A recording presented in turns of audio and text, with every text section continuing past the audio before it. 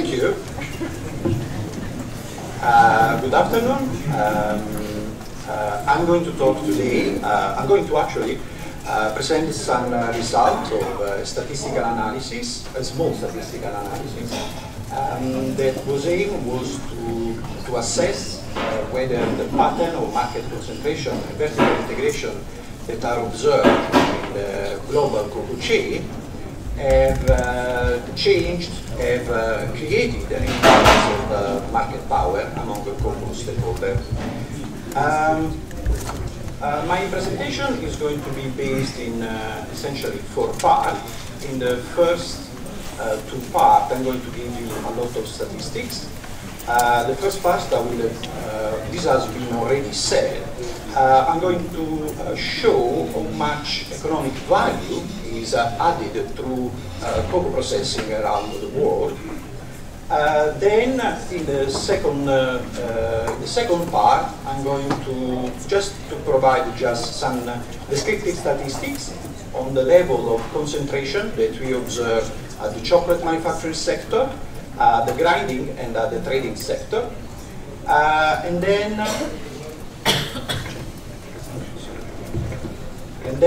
I'm going to provide an estimate of the degree of asymmetry in the transmission of price along the UK and US chain. I use these 2 supply chains simply because those were the only data that I could find. The idea here is very simple. If we detect at the statistical level an asymmetric distribution of the price change, this is an indication that there is an imbalance of market power.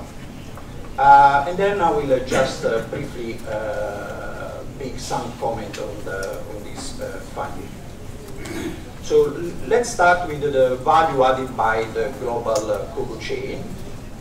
Here in this slide, you can see the value of the world retail value of chocolate confectionery from basically 2001-2002 until 2013-14.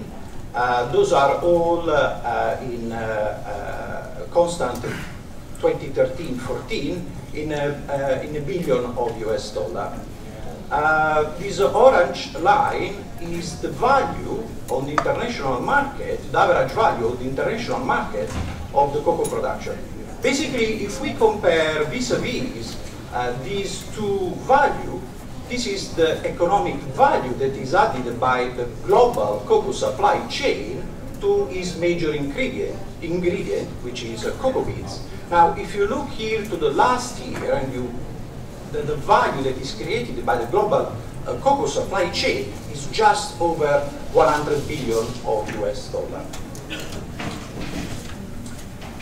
Here, just to give an idea of the distribution of the value across the value segment in the global supply chain, you can see the temporal evolution of the price of cocoa bean, cocoa liquor, a chocolate confectionery product, all expressed in cocoa bean equivalent.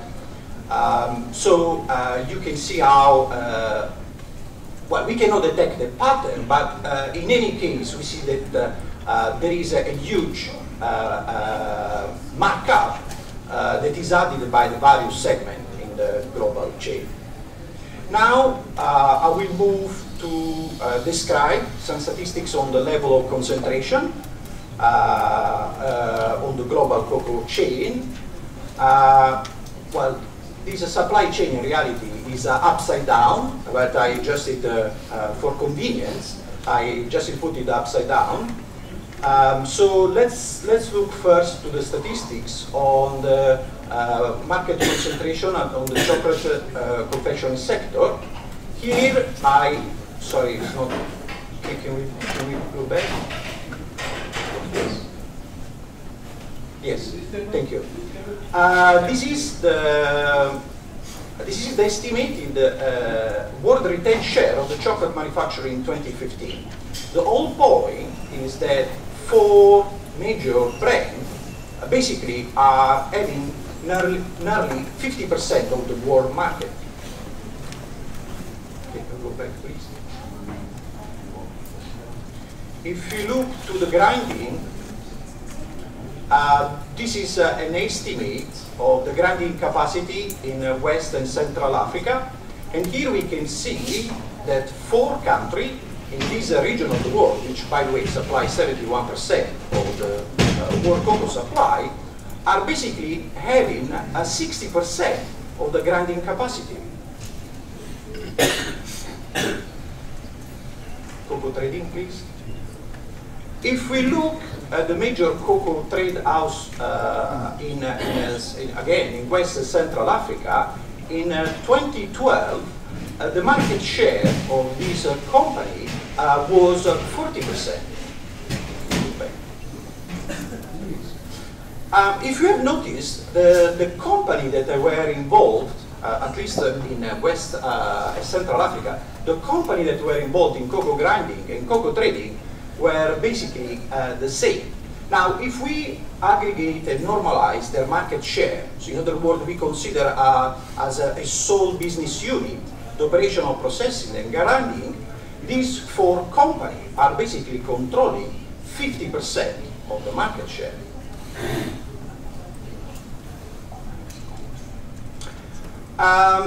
This is to show that basically in the global cocoa supply chain, the entire market power is dominated by this network of relationship from what I call the brand name chocolate manufacturer company and the merchant contractor, which basically are vertically integrated enterprise which operate both at the trading and the grinding level. The brand name chocolate manufacturer company are responsible for product innovation, product definition, and their marketing. And the merchant contractor are supplying customized, semi-finished and finished product. One point is that the relationship between the transaction that occur between these 2 entities is not just a casual business transaction. They are related by long-term contractual agreement. Also because you have to consider that at this stage of the chain, there is because of the huge volume that they are achieving, this will they are processing a huge volume to achieve economy of scale, but at the same time, so they need to have a guaranteed output and a guaranteed customer. Otherwise, all these investment they are going to increase. They are going to act as a multiplier for their risk exposure. So this is the reason why they need to have this long-term contractual arrangement. Now, it's true that market concentration does not lead necessarily to some economic efficiency. However, the structure of the global cocoa chain as is concerned. Well, to start, we see that there is the potential for the exercise of oligopolistic and monopolistic power in cocoa processing. And then we have high barrier to entry in both the chocolate manufacturing sector and what I called merchant contractor. Now, in an industry characterized by high barrier to entry, it creates an environment that is conducive to collusion behavior as well as to other uncompetitive practice. So the question is, do all cocoa stakeholders share the same bargaining power? If cocoa stakeholders they share the same bargaining power, then we would observe that price shock along the supply chain would be transmitted symmetrically. So this is all the idea of this small statistical analysis. Basically, well, don't get lost here. Basically, what I'm trying to,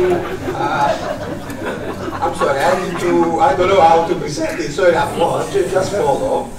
So basically, what we are trying to model is the price link between the upstream sector and the downstream sector. And we are trying to explain the variation of the price variation in the upstream sector in terms of the variation that happened in the downstream sector. However, I will break down the positive price variation and the negative price variation. Why? Because I wanted to test whether these coefficients are statistically the same. Because if they are statistically the same, then there is a symmetric price transmission. If they are not, then it's an indication of an asymmetric price transmission. Now let's look to the cocoa supply chain, the UK cocoa supply chain. So I gathered some price index, a consumer's price index for the confectionery sector. Unfortunately, they do not have a consumer price index exclusively for chocolate, so it's encompassing all the confectionery sector. I was able to get a producer price index for chocolate and food preparation containing cocoa. Basically, this is, you can imagine that this is the price that the retailer is paying to a chocolate manufacturer when he's buying basically chocolate confectionery to put on the shelf space. And then as a proxy for the cocoa farm gate, I used our ICCO nominal price expressed in pound per ton, and then I deflated by basically the UK consumer price index for all the items. Now, if we look what is the evolution, okay, R stands for retailer, W for wholesale, F for farmer, just to indicate the international price for cocoa. On the right side, there is the scale for the real price of cocoa, and here there is the scale for the index. The index started is 100 in January 2005, so that's why here the series start in, well, this is because those are the data available, January 28 monthly up to July 2015. So this is the evolution of this consumer price index, a proxy for the cost of chocolate confectioneries at the wholesale level and the ICCO price.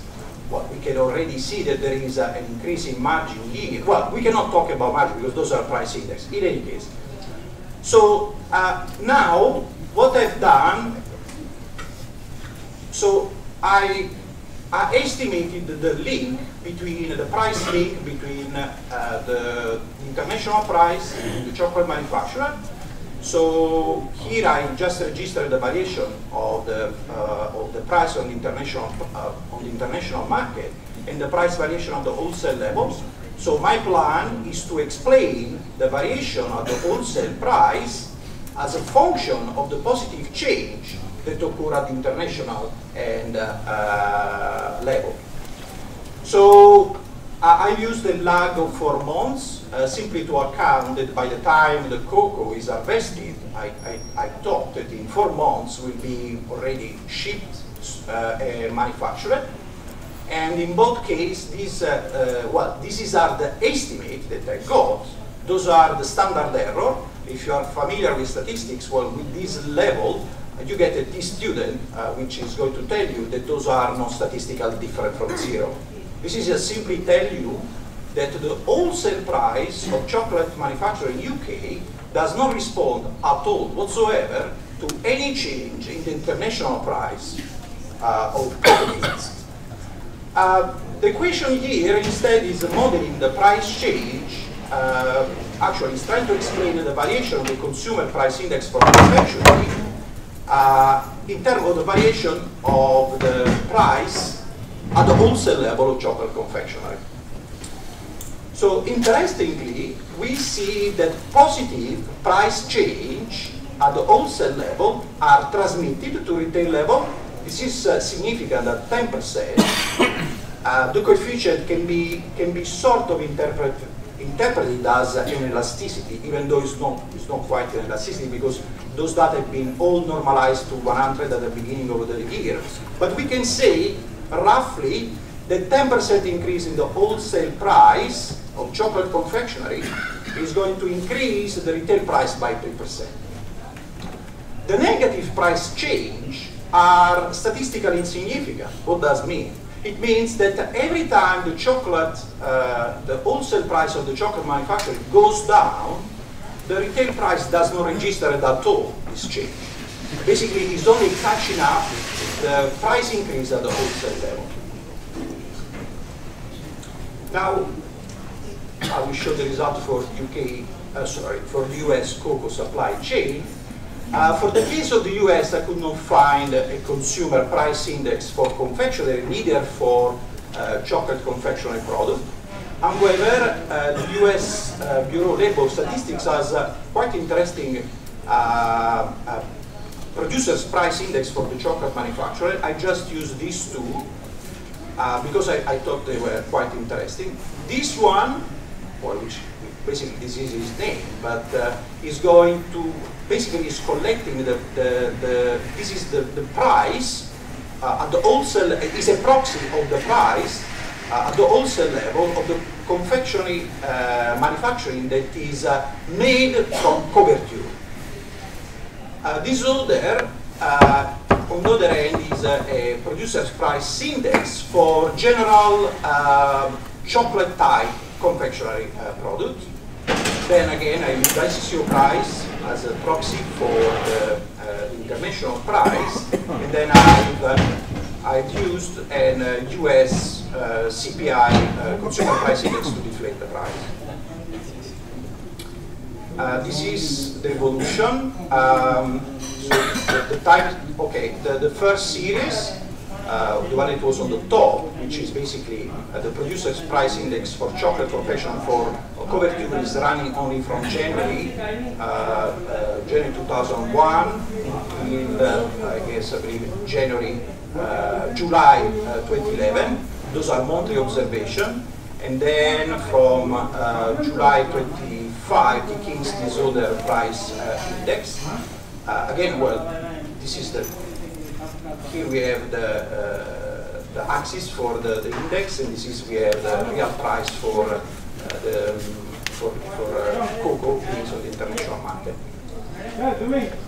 So for the price equation, capturing the price shock at the farm level, how they are transmitted to the manufacturer level, I have that the positive price change are full transmitted, and those are this is significant at 1%, which is quite high. Again, this we can interpret as an elasticity. This says that a 10% increase is going to increase in cocoa beans, is going to increase the wholesale price by 0.6%. On the other hand, any price decline that occur on the farm gate, any price decline occurring to the international market are not transmitted at all. The standard error is by far higher than is like two order of magnitude bigger of the coefficient. So this is statistically equal to 0. So this was for the chocolate confection from couverture. If we look the other price index, which is a producer's price index for a completely different type of typology of product, we got about more or less the same result, the same magnitude. The confidence level is a bit lower. This is 95%, sorry, 5% of confidence level. And this is again non-statistical significant. So what I would like to conclude only with 3 points. The first is that there is an asymmetric distribution on the bargaining power in the global cocoa chain, simply because the price increase are transferred in the upstream of the cocoa supply chain. On the other hand, all the gain that possibly the consumer would capture are not transferred at all. So we may argue that are kept as a value, as an extra profit within the global chain rather than be distributed. Second, there is an issue about merge of large corporation outside the boundary of a nation, because all these we do not have yet a legal framework to deal with the multinational level. So there is still an ongoing discussion at the WTO. It's also true that it's difficult for developing countries to strike a balance between the policy need to avoid market power on one end, and on the other end to curb foreign direct investment, which they really need. And definitely there is a need to provide, to act in order to provide some form of countervailing power to the primary producer. And with this I would like to end my presentation. Thank you.